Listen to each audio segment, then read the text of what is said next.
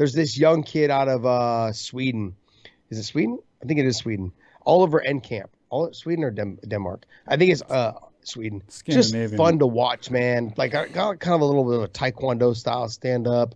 Good grappler, long and lanky. Just fun to watch. You have good guys, and then you have guys like Patricio Pitbull, who to me is probably the most underrated fighter in the whole sport.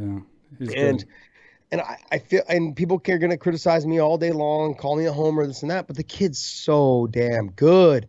And if you don't think so, talk to Henry Cejudo about how good he is.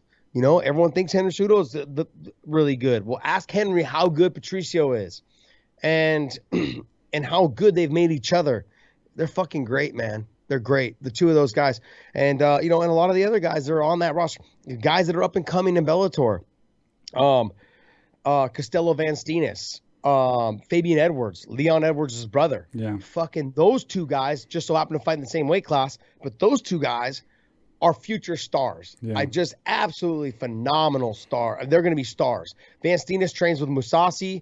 Leon, Fabian trains with his brother Leon and some of the other guys. MVP's already a star. Just need to get him more busy, more active, and also up his caliber of guys. Don't get me wrong.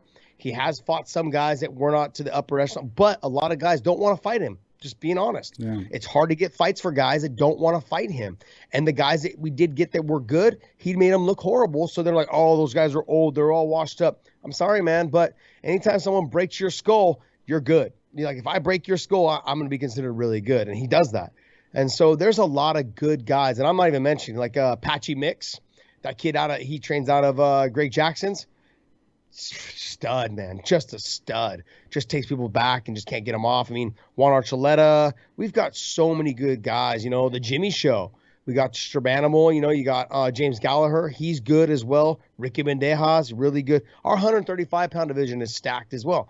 We've got young, talented guys, and that's what it's going to take to build stars. Yeah.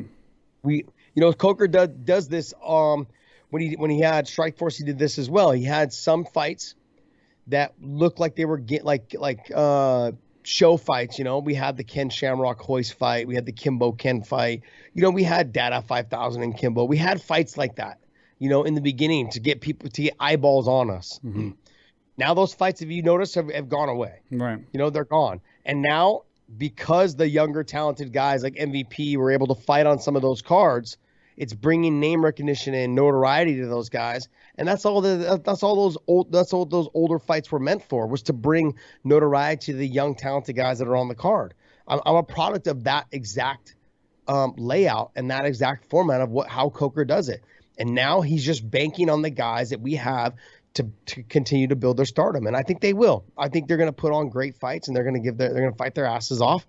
And especially when they get onto the CBS or Showtime network and they become like household names, it's just going to grow and get bigger and bigger and bigger. And you're going to see the best fights. I really believe Bellator will have the most exciting fights out of any promotion coming within the next year.